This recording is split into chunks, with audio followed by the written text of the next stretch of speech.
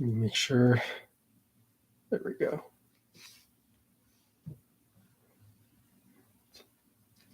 Working.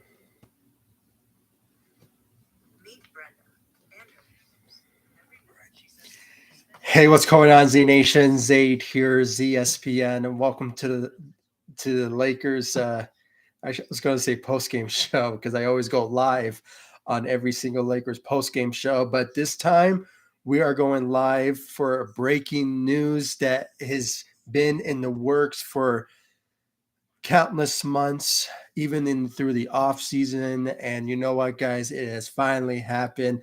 You've seen the title of this video, and it's official. Russell Westbrook has been traded. And guys, I have to say, you know what? It is a relief that we finally trade Russell Westbrook. Now, I know some of you out there are disappointed he's gone because, obviously he's a Laker guy. He's a, uh, you know, uh, a guy from LA.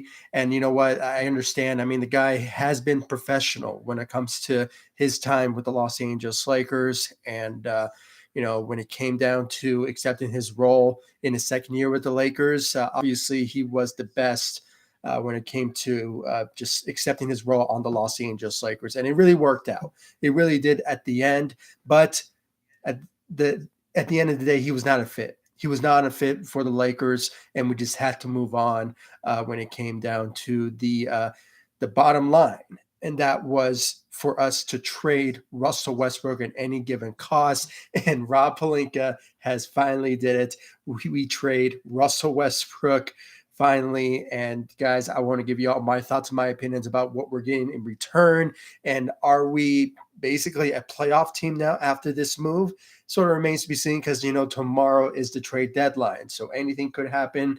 Maybe the Lakers will make another trade after this. It sort of remains to be seen what's on the mindset of the Lakers when it comes to any sort of move they will make after this one. So I will give you all my thoughts and my opinions about it. But before anything, like always, be sure to like this video, subscribe to the channel. I really do appreciate all the love, support you guys have shown me all across social media. And I was just on Lakers World Order, and he gave me a huge shout out. I really do appreciate what he does when it comes to his his love for the Lakers and what his feedback and what he does for his content.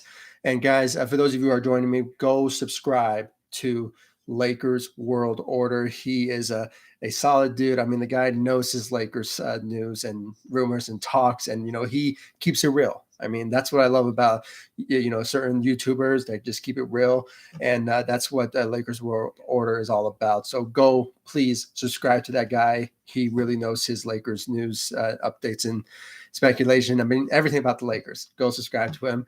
And guys, once again, thank you for all the love, support, and the 4,000 subscribers that we reached yesterday on the same night when LeBron surpassed Kareem Abdul-Jabbar in the all-time scoring list. So once again, thank you so much for all the love, support, and let's continue on.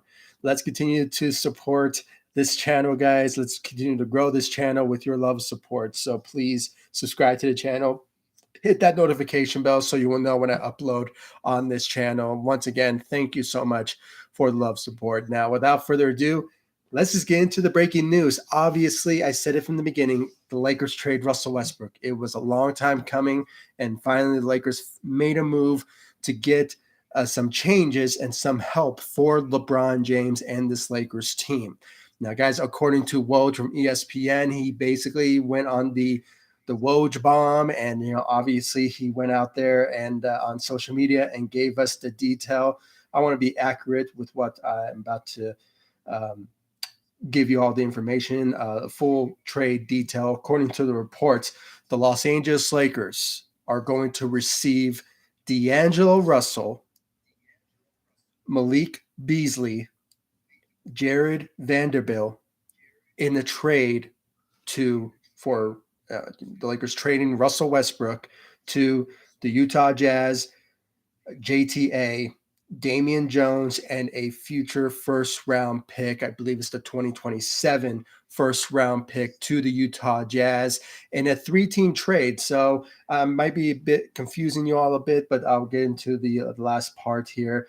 The Timberwolves will be receiving Mike Conley Jr. and another player and 3 second round picks.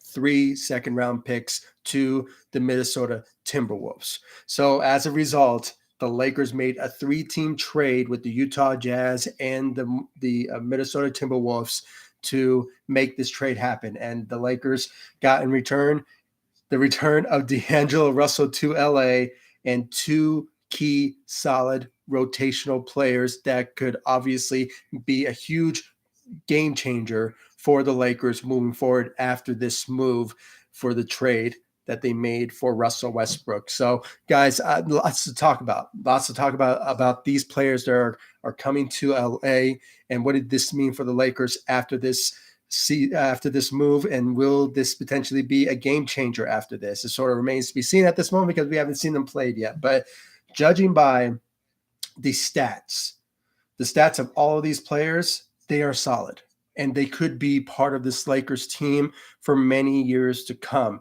And especially players like, Malik Beasley and, of course, Jared Vanderbilt, who are still under contract after this Lakers move. I believe they have like maybe a 2-year left on their contracts, but D'Angelo Russell is on his final year of his contract. So obviously, if the Lakers want to bring him back, if he does well with the team, obviously it will be a move for the Lakers to make. They have bird rights on him, so it will be an opportunity for the Lakers to potentially extend D'Angelo Russell after this season, potentially if things go well with him and this Lakers team, along with LeBron and Anthony Davis. So obviously this was a good move, and there's a potential chance when it comes to Russell Westbrook, he will be traded to Utah, but he will automatically and a likelihood be waived by the Utah Jazz because of their history. I believe there's something went down between Russell Westbrook and Utah. Something went down. I'm not sure what was, but obviously he's not going to stick around there. So he will potentially get bought out by the Utah Jazz, and he could just freely look for a team that he wants to be a part of. There's some interest from the LA Clippers that is a possibility for him to potentially go to. So it remains to be seen if he will potentially go there or not. I know the Miami Heat is also showing a lot of interest, and also the Chicago Bulls. So there are going to be a lot of teams that are going to show a lot of interest for Russell Westbrook. And, obviously he's going to be a free agent after this trade. So that would be a potential likelihood that Russell Westbrook will be bought out by the Utah Jazz after this trade. So, guys, it's just one of those type of moments where, we just had to move on. We had to move on from Russell Westbrook. And, even though he was a professional, a guy who never cheated the game for us, he was the guy that accepted his role in his second year with the Lakers, and it turned out to be a very good results after that, just commanding the second unit, being that sixth man for us. And it just worked out at the end, and really obviously just worked out, really did. But at the same time, he made some mistakes left and right that we obviously do not like. And, it's just one of those type of moments where, we just had to move on. We really had to move on. After the first year, we really thought that he was going to get traded in the offseason, but he stuck around. And obviously, the Lakers finally did it. They traded Russell Westbrook to the Utah Jazz. And in return, we're getting D'Angelo Russell, Malik Beasley, and Jared Vanderbilt to the Los Angeles Lakers in a 3-team trade with the Utah Jazz, the Minnesota Timberwolves, and of course the Los Angeles Lakers. And guys, it was just a long time coming. I was waiting for the moment for the Lakers to trade Russell Westbrook, and it finally happened. I am so happy now, and now we can focus on turning the season around after this move. Now getting into the stats, I mean, when you look at what we're getting in D'Angelo Russell, the return of D'Lo to LA is just I never really thought to see it happening. I mean, when his first year when we drafted him, there he was a bit immature, and obviously he was still young, and obviously the Lakers wanted to win, and obviously it was the right move at that time because we got Kyle Kuzma in that particular year. I believe it was like in 2017, I believe, where we traded D'Angelo Russell to the Brooklyn Nets, and we got, I believe, a first-round pick out of that, and it was Kyle Kuzma at the end. And since then, the Lakers won a championship, and it's just that was just history then, and now D'Angelo Russell is back in LA in a Lakers uniform, and he will be teaming up with LeBron and Anthony Davis for a potential playoff run.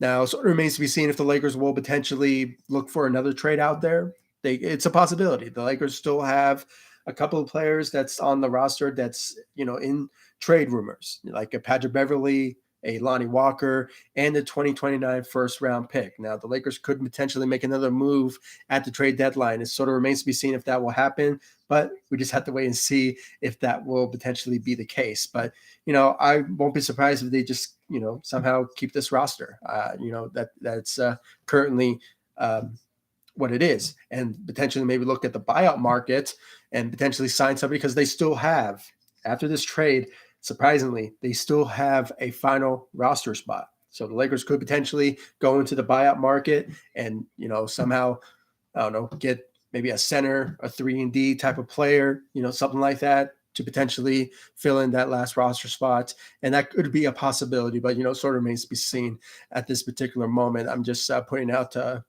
predictions here, but it's a likelihood. I kind of see the Lakers going that route, but I won't be surprised also if they make a trade the next day, which is tomorrow. So, obviously, guys, let's look at the stats of our newly Lakers, right? D'Angelo Russell, man. I was a fan of the D'Angelo Russell. I mean, when it came down to him getting traded, I understood why the Lakers traded Russell Westbrook at that time. Because, obviously we had the lottery picks, getting Alonzo Ball in the draft in 2017. And, we had those horrible contracts. I believe it was a Timothy Mozgov who was making outrageous numbers. After, I mean, I'm not sure what was in the mindset at that time when the Lakers signed those particular players, which obviously we're done with. They're off our books finally. But at that time, the Lakers made the right move by trading D'Angelo Russell at that time, because at the end of the day, we got Kyle Kuzma in the trade and we won a championship with him. So that's all good in my book when it came down to that. Just got a comment here from Brandon 1050. I love D'Lo. Absolutely. I mean, since he left the Lakers that particular year, the guy has been, a different guy, a guy who made an all-star appearance and, guy who was averaging around 17 to 20 points a game and became a scorer for multiple teams that he was on. I mean, from the Brooklyn Nets, from the Warriors, and recently with the Minnesota Timberwolves. And, he became that scorer, that reliable playmaker who obviously is just great on defense. But unfortunately, there's a downside to D'Angelo Russell. I mean, he doesn't play defense, which obviously is going to hurt the Lakers, this time around. But, I think with the added addition with Jared Vanderbilt, I mean, the guy could potentially be the guy to help the Lakers on the defensive effort. So, and, we just needed that offensive, attack, with D'Angelo Russell and Malik Beasley with their shooting abilities that they can bring to the table. I mean, just looking at the stats of D'Angelo Russell this season, this guy is averaging like 18 to 20 points a game and, freaking averaging 39% from the three.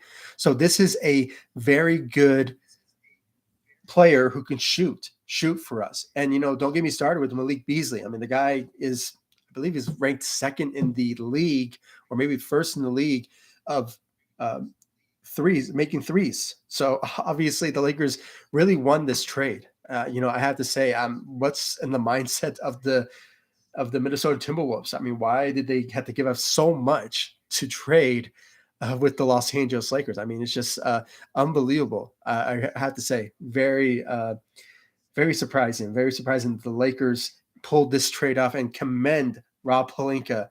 I mean, we were trashing him. I was trashing him. I was trashing this guy for not making a move. And, finally he actually did. And in convincing fashion, we got Rudy Hachimura, and now we're getting D'Angelo Russell, Malik Beasley, and now also Jared Vanderbilt, who obviously they're going to be a huge part of this team, especially the rotation, maybe be part of the starting lineup as well. So is a possibility. TJ Gaming commenting here. Thank you for joining me. I really do appreciate it. And all of you joining me on this live stream, I really do appreciate it. Should the Lakers get another player and trade the 2029 pick? It's a possibility. I see the Lakers potentially making another move. There's a lot of talks, really, that there's a lot of people saying that the Lakers are not done. They could potentially make a move at the trade deadline, but it sort of remains to be seen who be at the trade block, who potentially be traded. Is it Patrick Beverley? Is it Lonnie Walker? Is it just the 2029 first round pick? Sort of remains to be seen who is out there that will be the final piece for this Lakers team to turn this season around. It sort of remains to be seen at this moment. Gary Trent Jr. comes to mind when it comes to another player the Lakers could potentially look at to find a 3-and-D type of player. I just saw your comment, DJ Gaming. Maybe Buddy Hield. It maybe is a possibility. You never know. I will. But if you have Malik Beasley, why are you bringing in Buddy Hield? I mean, that's just a waste of a trade for the Lakers making with the Utah Jazz. I mean, it's just. I don't think the Lakers will pursue Buddy Hield at this particular moment. So it will be nice to have him, but I think the Lakers should honestly look for a 3-and-D type of player, like a Gary Trent Jr. I can't really think of any others on the top of my head at this particular moment, but if there's somehow he will be available, maybe the Lakers will potentially bring him in. But sort of remains to be seen at this moment. I personally like him. I like Gary Trent Jr., the guy. He's obviously a 3-and-D guy who can shoot for you, who can defend, and I think